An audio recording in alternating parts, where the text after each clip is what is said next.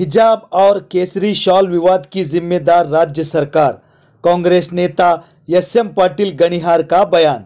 राज्य में चल रहे हिजाब और केसरी शॉल विवाद को लेकर आज शहर बीजापुर में एक प्रेस कॉन्फ्रेंस करते हुए कर्नाटका प्रदेश कांग्रेस कमेटी केपीसीसी प्रवक्ता एस.एम. पाटिल गणिहार ने कहा कि हिजाब और केसरी शॉल जैसे गैर ज़रूरी मुद्दे उठाकर राज्य में अशांति फैला रही है बीजेपी। राज्य में हिजाब और केसरी शॉल मामले को लेकर कॉलेज और स्कूल्स बंद करके सरकार अपनी विफलता दिखा रही है। सरकारी स्कूलों में पढ़ने वाले गरीब बच्चों को शिक्षण से वंचित करने का बीजेपी का एजेंडा है कहते हुए हिजाब मामले को लेकर बीजेपी विधायकों द्वारा दिए गए बयानों की निंदा करते हुए राज्य की बीजेपी सरकार और बीजेपी नेताओं पर जमकर बरसे कांग्रेस नेता एस.एम. पाटिल गणिहार। इस अवसर पर अक्रम माशाळकर, वसंत वनमोळे, एच.एन. पाटिल धुलियार थे मौजूद। आइए जानते हैं क्या कहना है केपीसीसी प्रवक्ता एस.एम. पाटिल गणिहार का। ये हिजाब और केसरी शाल के मामले में कर्नाटक सरकार कॉलेज और स्कूल्स बंद किए हैं,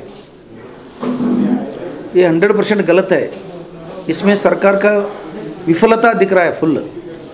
सरकार बच्चों को शिक्षण देना उसका एजेंडा रहता है, मगर एजेंडा किसका जारी हो रहा है? आरएसएस और संघ परिवार का, बीजेपी का एजेंडा जारी हो रहा है। उनका एजेंडा क्या है?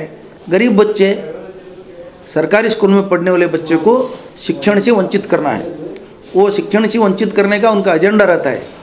कभी भी ये अमीर बच्चे यानी फॉरवर्ड कम्युनिटी के बच्चे ये खासगी स्कूल में सीखते रहते हैं। वो स्कूल में कुछ दखल नहीं है, वो स्कूल को प्रॉब्लम नहीं है। ओनली सरकारी स्कूल कॉलेजों को प्रॉब्लम करके गरीब बच्चों को शिक्षण देने से वंचित कर रहे हैं ये बम्बई सरकार।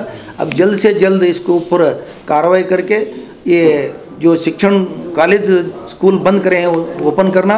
और हिजाब और केसरी कुछ मामला नहीं है, ये हजारों सालों से जो चल का है वो हिजाब का मामला। हिजाब बोले तो सिर अपना सर और अंग, जो औरत का अंग रहता है, अंग मुसलिन का एक हिसाब है, वो एक उसका विभाग है वो। इसलिए उसको कलर में और इसमें बांटना नहीं। ओनली आप कॉलेज स्कूल स्टार्ट करना वो मुद्दा नहीं है, वो मुद्दा ख़त्म करना। ये टाइम में मैं इतना बोलता हूँ।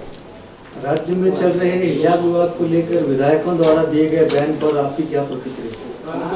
जो 4-5 विधायक और सांसद बोल रहे हैं, वो सांसद और विधायक पद पे रहने ही लायक नहीं है।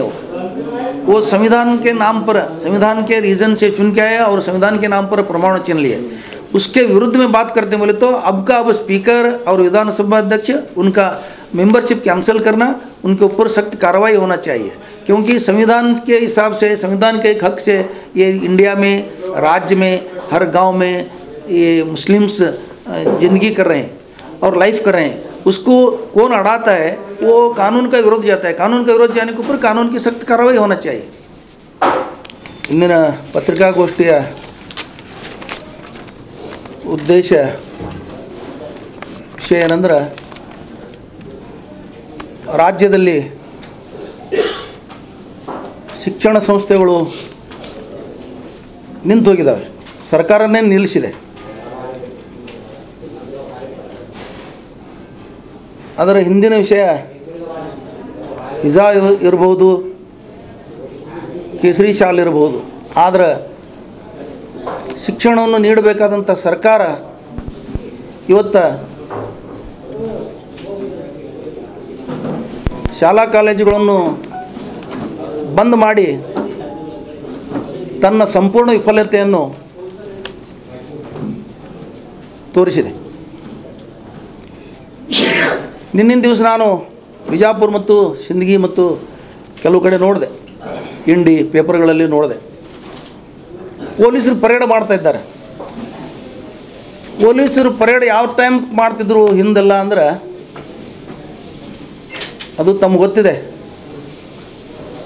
ಆದರೆ ಶಿಕ್ಷಣ ಸಂಸ್ಥೆಗಳನ್ನು ಪ್ರಾರಂಭ ಮಾಡೋಕ್ಕಾದ್ರೆ ಪೊಲೀಸರು ಪರೇಡ್ ಮಾಡ್ತಾ ಇದ್ದಾರೆ। ಇದು ಎಂಥ ವಿಪರ್ಯಾಸ ಇವತ್ತು। ರಾಜ್ಯದಲ್ಲಿ ಏನೇ ನಡೀತಾ ಇದೆ,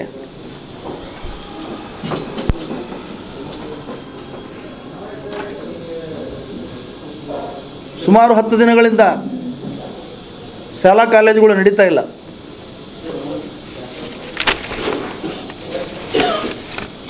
ಇದಕ್ಕೆ ಕಾರಣ, ಇದಕ್ಕೆ ಹೊಣೆ ಸಂಪೂರ್ಣ BJP ಸರ್ಕಾರದ್ದು.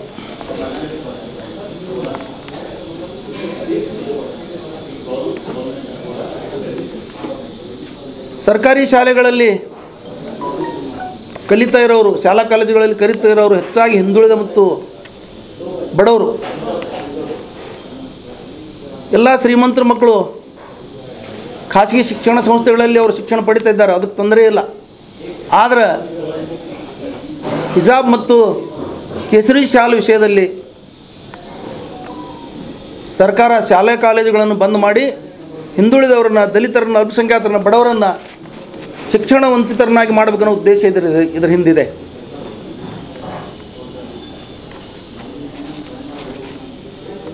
ಹಿಜಾಬ್ ಮತ್ತು ಈ ಕೇಸರಿ ಶಾಲಿನ ಹಿಂದೆ ಸಮಸ್ಯೆ ಹಿಂದೆ ಕಾಂಗ್ರೆಸ್ ಅಜೆಂಡಾ ಇದೆ ಅಂತ ತಿಳ್ಕೊಂಡು BJPಯ ಸಚಿವರು ಎಲ್ಲ ಇಡೀ ಸರ್ಕಾರ ಮತ್ತು BJP ಎಲ್ಲರೂ ಹೇಳ್ತಾ ಇದ್ದಾರೆ, ಆರೋಪ ಮಾಡ್ತಾ ಇದ್ದಾರೆ. ನಾನು ಇವ್ರಿಗೆ ಕಾಂಗ್ರೆಸ್ ಪರವಾಗಿ ಒಂದು ಉತ್ತರ ಹೇಳಬೇಕೇನೆಂದ್ರೆ, ಇದರ ಹಿಂದೆ ಸಂಪೂರ್ಣ ಸಂಘ ಪರಿವಾರ ಮತ್ತು BJP ಸರ್ಕಾರದ ಅಜೆಂಡಾ ಇದೆ.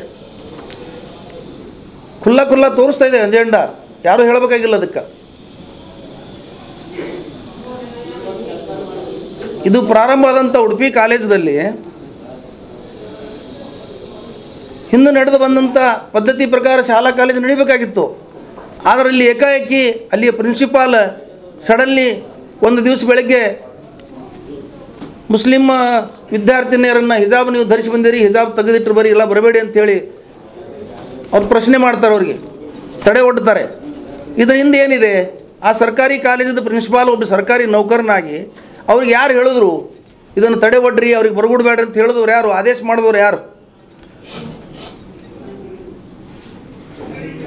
ಕೇವಲ ಒಬ್ಬ ಪ್ರಿನ್ಸಿಪಾಲ್ ಮಾಡಿದಂಥ ಒಂದು ಕಿತಾಪತಿಗೆ ಇಡೀ ಸರ್ಕಾರ ಇವತ್ತು ಶಿಕ್ಷಣ ಕ್ಷೇತ್ರವನ್ನು ಬಲಿಪಶು ಮಾಡ್ತಾ ಇದೆ.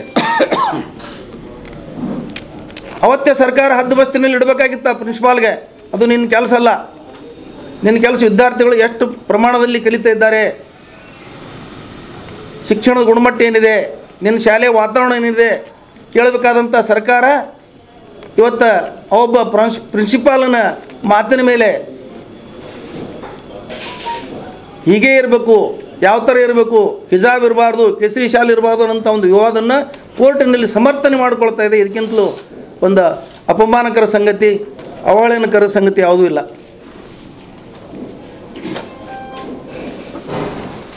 BJP ಅವರು ಮನಸ್ಸು ಮಾಡಿದರೆ ಇದನ್ನು ತಡಿಬೋದಾಗಿತ್ತು. ಅವ್ರಿಗಿದು ಬೇಕಾಗಿಲ್ಲ. ಶಾಲೆಗಳನ್ನು ಲಕ್ಷ ಶಾಲೆಗಳನ್ನು ತರಿಸಿಕೊಟ್ಟು ಕಾಲೇಜುಗಳಲ್ಲಿ ಮಕ್ಕಳಿಗೆ ಹಂಚಿ, ಹೊರಗಿನ ಮಕ್ಕಳಿಗೆ ಸಹಿತ ಕಾಲೇಜುಗಳಲ್ಲಿ ಶಾಲೆ ಕೊಟ್ಟು ಕಳಿಸಿ ಇವತ್ತು ಅವರು ದಾಂಧಲೆಯನ್ನು ಎಬ್ಬಿಸ್ತಾ ಇದ್ದಾರೆ. ಭಾಳಷ್ಟು ಜನ ಶಾಸಕರು ಅವ್ರ ಹೆಸರುಗಳನ್ನು ನಾನು ಇಲ್ಲಿ ತೊಗೊಳಕ್ಕೆ ಮನಸ್ಸು ಆಗ್ತಾಯಿಲ್ಲ. ಯಾಕಂದರೆ ಅವರು ಶಾಸಕರನ್ನು ಅನ್ನಿಸ್ಕೊಳ್ಳಿಕ್ಕೆ ಅರ್ಹರಿಲ್ಲ. ಅವರು ಸಂವಿಧಾನಬದ್ಧವಾಗಿ ಶಾಸಕರಿಗೆ ಆರಿಸಿ ಬಂದವರು, ಅವರು ಶಾಸಕರು ಅನ್ನಿಸ್ಕೊಳ್ಳಿಕ್ಕೆ ಅರ್ಹರಿಲ್ಲ. ಬಿಜಾಪುರದ ಬಸನಗೌಡ ಇರ್ಬೋದು, KS ಈಶ್ವರಪ್ಪ ಇರ್ಬೋದು, CT ರವಿ ಇರ್ಬೋದು, ಸಂಸದ ಪ್ರತಾಪ್ ಸಿಂಗ್ ಇರ್ಬೋದು, ಇವರೆಲ್ಲರೂ ಮುಸ್ಲಿಮರು ಪಾಕಿಸ್ತಾನಕ್ಕೆ ಹೋಗಲಿ ಅಂತ ಹೇಳ್ತಿದ್ದಾರೆ. ಇವ್ರಿಗೇನಾದರೂ ಕಲ್ಪನಾ ಇದೆಯಾ? ಪಾಕಿಸ್ತಾನಕ್ಕೆ ಯಾರು ಹೋಗಬೇಕು? ಇವರೇನ್ರಿ ಪಾಕಿಸ್ತಾನಕ್ಕೆ ಕಳಿಸೋದಿದ್ರೆ ಯಾರು ಪಾಕಿಸ್ತಾನದಲ್ಲಿ ಬಂದಿದ್ದಾರಲ್ಲ, BJP ನಾಯಕರಿದಾರಲ್ಲ, ಅಡ್ವಾಣಿ ಅಂತವ್ರು ಎಷ್ಟು ಜನ ಇದಾರಲ್ಲ, ಅವ್ರಿಗೆ ಮೊದಲು ಪಾಕಿಸ್ತಾನಕ್ಕೆ ಹೋಗಂತ ಹೇಳ್ಬೇಕು ಇವರು.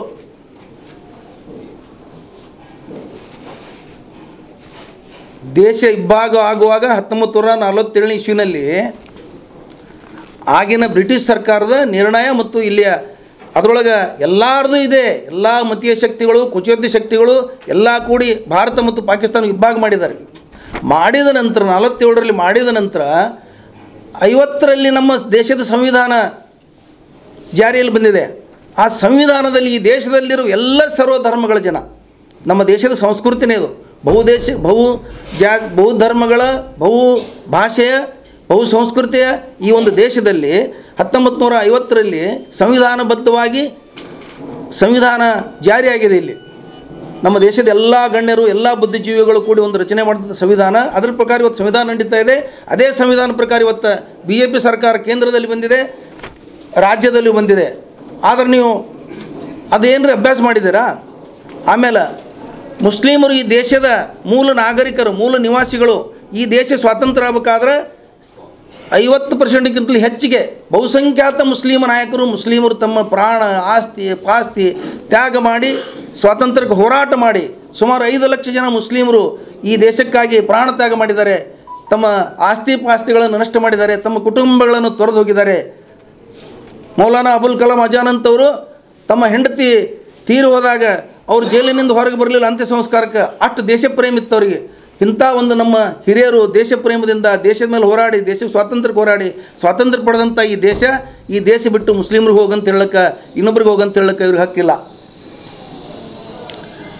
ಸಂವಿಧಾನಬದ್ಧವಾಗಿ ಶಾಸಕರಾದವ್ರಿಗೆ ಇಂಥ ಮಾತನಾಡಿದಾಗ ಅವಾಗಲೇ ಪೊಲೀಸರು ಕೇಸ್ ಹಾಕಿ ಇವ್ರಿಗೆ ಜೈಲು ಕಟ್ಟಬೇಕಾಗಿತ್ತು ಇಂಥವ್ರಿಗೆಲ್ಲ.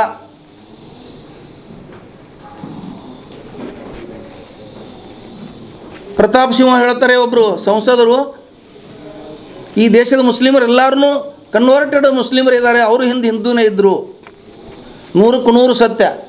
ಈ ದೇಶದಲ್ಲಿರೋಂಥ ಮುಸ್ಲಿಮರು ಈ ದೇಶದ ಮೂಲ ನಿವಾಸಿಗಳು, ಈ ದೇಶದಲ್ಲಿ ಹಿಂದೆ ಏನು ಧರ್ಮಗಳಿದ್ದು ಅದೇ ಧರ್ಮದ ಪ್ರಕಾರ ಇದ್ದಾರೆ. ಕನ್ವರ್ಟೆಡ್ ಆಗಿರಬೇಕು, ಮುಸ್ಲಿಮರಾಗಿರ್ಬೋದು, ಕೆಲವರು ಬೌದ್ಧರಾಗಿರ್ಬೋದು, ಕೆಲವರು ಜೈನರಾಗಿರ್ಬೋದು, ಏನೇನೋ ತಮ್ಮ ಅನುಸಾರ ಅವರು ಆಗಿರ್ಬೋದು. ಆದರೆ ಈ ಎಲ್ಲ ದೇಶದ ಮೂಲ ನಿವಾಸಿಗಳು ಇವರೆಲ್ಲ. ಈ ದೇಶದ ಮೂಲ ನಿವಾಸಿಗಳು ಈ ದೇಶದಲ್ಲೇ ಇರ್ತಾರೆ. ಇವ್ರಿಗೆ ಹಕ್ಕಿಲ್ಲ ದೇಶ ಬಿಟ್ಟು ಹೋಗ್ರಿ ಅಂತ ಯಾರಿಗೆ ಹೇಳಕ್ಕೆ.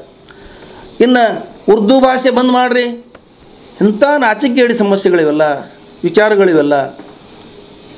ಈ ದೇಶದಲ್ಲಿ ಜಾತಿ ಮತ ಇಲ್ಲದೇ ಉರ್ದು ಭಾಷೆ ಕಲಿತವರಿದ್ದಾರೆ. ಅಡ್ವಾಣಿಯವರು ಉರ್ದು ಭಾಷೆ ಕಲಿತಿದ್ದಾರೆ, ವಾಜಪೇಯಿಯವರು ಉರ್ದು ಭಾಷೆ ಕಲಿತಿದ್ದಾರೆ. ಈ ರಾಜ್ಯವನ್ನು ಆಳಿದಂಥ ವೀರೇಂದ್ರ ಪಾಟೀಲರು ಉರ್ದು ಭಾಷೆಯಲ್ಲಿ ಪ್ರಾವೀಣ್ಯತೆ ಇತ್ತು ಅವರಿಗೆ. ಇನ್ನೂ ಭಾಳಷ್ಟು ಜನ ಹಿಂದೂ ಕವಿಗಳು, ಉರ್ದು ಕವಿಗಳು ಹಿಂದೂಗಳಿದ್ದಾರೆ ಭಾಳಷ್ಟು ಜನ.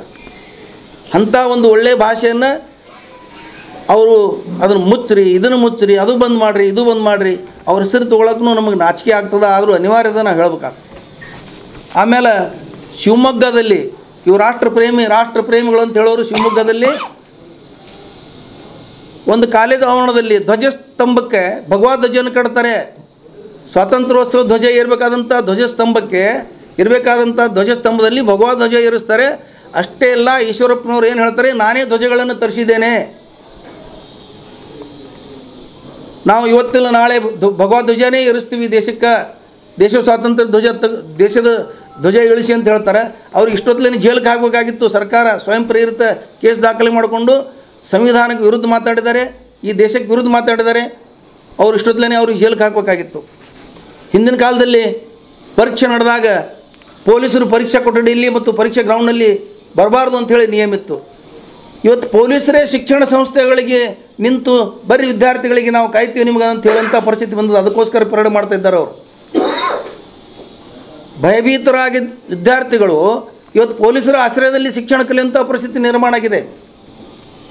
ಭಯಮುಕ್ತರಾಗಿ ಕಾಲೇಜು ಶಿಕ್ಷಣ ಸಂಸ್ಥೆಗಳನ್ನು ಪ್ರವೇಶ ಮಾಡಬೇಕು ವಿದ್ಯಾರ್ಥಿಗಳು.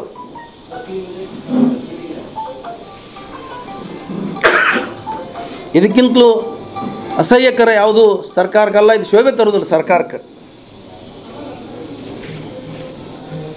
ಆಮೇಲೆ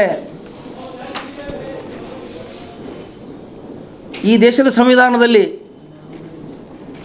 ಇಂಥದೇ ಬಣ್ಣ ಇಂಥದೇ ಧರ್ಮಕ್ಕಂತ ಹೇಳಿ ನಿರ್ಣಯ ಆಗಿಲ್ಲ. ಯಾವ ನ್ಯಾಯಾಲಯ ಆಗಲಿ ಸಂವಿಧಾನ ಆಗಲಿ ಯಾರೂ ಹೇಳಿಲ್ಲ. ಮೊನ್ನೆ ಹೈಕೋರ್ಟ್ ಒಂದು ಆದೇಶ ಮಾಡಿದೆ, ಯಾರೂ ಯಾವ ಧರ್ಮದ ಬಣ್ಣದ ಬಟ್ಟೆಗಳನ್ನು ಹಾಕ್ಕೊಂಡು ಬರಬಾರ್ದು, ಶಾಲೆಗಳನ್ನು ಹಿಜಾಬ್ ಅಂತ ಹೇಳಿದ್ದಾರೆ. ಬಣ್ಣನೇ ನಿರ್ಣಯ ಆಗಿಲ್ಲ, ಯಾವುದು ಬಟ್ಟೆನೂ ಬಣ್ಣನೇ ನಿರ್ಣಯ ಆಗಿಲ್ಲ. ಮತ್ತು ಯಾವ ಬಟ್ಟೆ ಬಿಟ್ಟು ಹೋಗ್ಬೇಕು? ಹಾಗಾದ್ರೆ ಮುಸ್ಲಿಮರು ಹಸಿರು ಬಟ್ಟೆ ಬಿಟ್ಟು ಬೇರೆ ಬಟ್ಟೆ ಹಾಕ್ಕೊಂಡು ಹೋಗ್ಬೋದಲ್ಲ ಶಿರದ ಮೇಲೆ, ತಲೆ ಮೇಲೆ.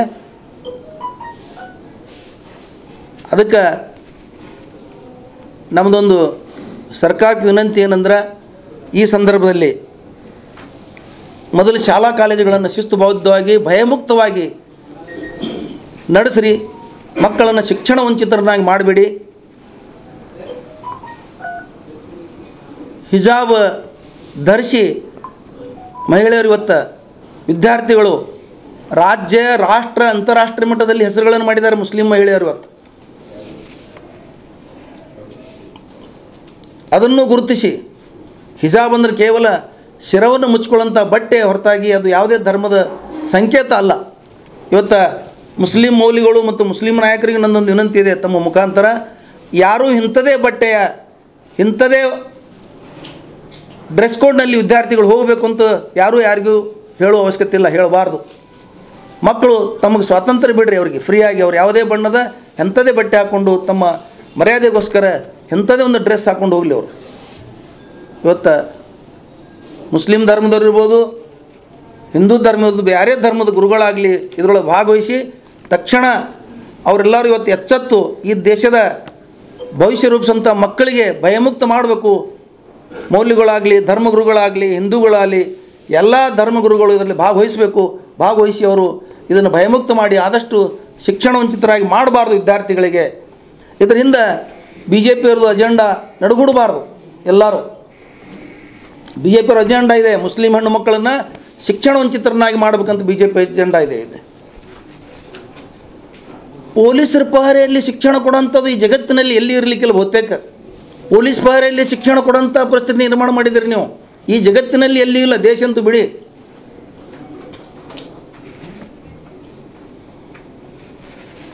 ಆಮೇಲೆ ಒಂದು ತಮ್ಮ ಮುಖಾಂತರ ಒಂದು ನಾನು ಪ್ರಶ್ನೆ ಏನಂದರೆ, ಉಡುಪಿ ಸಂಸ್ಥೆಯಲ್ಲಿ ಉಡುಪಿ ಒಂದು ಕಾಲೇಜಲ್ಲಿ ಇದು ಪ್ರಾರಂಭ ಆಯಿತು. ಉಡುಪಿ ಕಾಲೇಜಲ್ಲಿ ಮೊದಲಿನಿಂದನೂ ವಿದ್ಯಾರ್ಥಿಗಳು ಹೋಗ್ತಾ ಇದ್ದಾರೆ. ಅವರು 2-3 ವರ್ಷದಿಂದ ಅಲ್ಲಿ ಹೋಗ್ತಾನೆ ಇದ್ದಾರೆ. ಅವರು ಯಾವಾಗ ಪ್ರವೇಶ ತೊಗೊಂಡಿದ್ದಾರೆ, ಇವತ್ತು ಅವರು PUC 2ನೇ ವರ್ಷಕ್ಕೆ ಬಂದಿದ್ದಾರೆ. ಅವರು ಮೊದಲನೇ ವರ್ಷದಿಂದ ಅಲ್ಲಿ ಹೋಗ್ತಾನೆ ಇದ್ದಾರೆ. ಈಗಲೇ ಯಾಕೆ ಪ್ರಶ್ನೆ ಬಂತು ಮತ್ತು ಪ್ರಶ್ನೆಯಲ್ಲಿ ಉದ್ಭವ ಆದ ಮೇಲೆ, ಪ್ರಿನ್ಸಿಪಾಲಿಂದ ಉದ್ಭವ ಆದ ಮೇಲೆ ಡ್ರೆಸ್ ಕೋಡು ಯೂನಿಫಾರ್ಮ್ ಯಾಕೆ ಬಂತಲ್ಲಿ? ಮೊದಲೇ ಯೂನಿಫಾರ್ಮ್ ಇರಬೇಕಲ್ಲ, ಅಲ್ಲಿ ಯೂನಿಫಾರ್ಮ್ ಇದ್ದರೂ ಸಹಿತ ಮಕ್ಕಳು ಹೋಗ್ತಿರ್ಬೇಕಲ್ಲ, ಅದೇ ಯೂನಿಫಾರ್ಮ್ ಪ್ರಕಾರ ಹೋಗ್ತಾ ಇರಬೇಕಲ್ಲ.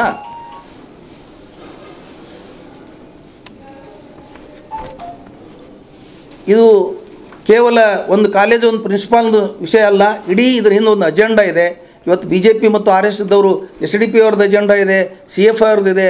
SDP ಅಂದರೂ ಗೊತ್ತಿಲ್ಲ ನಮಗೆ, CFI ಅಂದರೂ ಗೊತ್ತಿಲ್ಲ. ಕಾಂಗ್ರೆಸ್ ಮೇಲೂ ಆರೋಪ ಮಾಡ್ತಿದ್ದಾರೆ, ಎಲ್ಲರ ಮೇಲೆ ಆರೋಪ ಮಾಡ್ತಿದ್ದಾರೆ. ಅವ್ರು ಮಾಡೋದೆಲ್ಲ ತಾವು ಕೆಲಸ ಮಾಡಿ, ತಾವೆಲ್ಲ ಅಪರಾಧಗಳನ್ನು ಮಾಡಿ ಅವರೆಲ್ಲ ತಮ್ಮದು ಮುಚ್ಕೊಳ್ಳಿಕ್ಕೆ ಇದು ಮಾಡ್ತಾಯಿದ್ದಾರೆ. ಇನ್ನು ನಂತರ ಇಡೀ ರಾಷ್ಟ್ರದಲ್ಲಿ BJP ಸರ್ಕಾರ ಎಲ್ಲ ರಂಗಗಳಲ್ಲಿ ವಿಫಲ ಆಗಿದೆ. ಅದನ್ನು ಮುಚ್ಕೊಳ್ಳೋಕ್ಕೆ ಇವರು ಚುನಾವಣೆ ಸಮೀಪ ಬಂದಿದೆ ಅಂತಕೊಂಡು ಅದನ್ನು ಮುಚ್ಕೊಳ್ಳೋಕ್ಕಾಗಿ ಇವರು ಇಂಥದ್ದೊಂದು ಹೊಸ ವಿಷಯ ಯಾವ ಉಳಿದಿಲ್ಲ ಅವರಿಗೆ. ಈಗ ಮತ್ತೊಂದು ಇಂಥ ಒಂದು ಹೊಸ ಇದು ಹಿಜಾಬ್ ಹೆಸರಿನ ಮೇಲೆ ಇದೊಂದು ಹೊಸ ವಿಷಯ ತೆಗೆದು ಇವತ್ತು ರಾಜ್ಯದ ಜನರ ಮನಸ್ಸುಗಳನ್ನು ವಿಭಜನೆ ಮಾಡಿ ಮತ ಬ್ಯಾಂಕ್ ಮಾಡ್ಕೊಳ್ಳೋಕೆ ಇವರು ಈ ಕೆಲಸ ಮಾಡ್ತಾ ಇದ್ದಾರೆ ಅಂತೇಳಿ ಈ ಸಂದರ್ಭದಲ್ಲಿ ಹೇಳ್ತೀವಿ. जुड़े रहिएगा आपके अपने चैनल बीजापुर समय के साथ।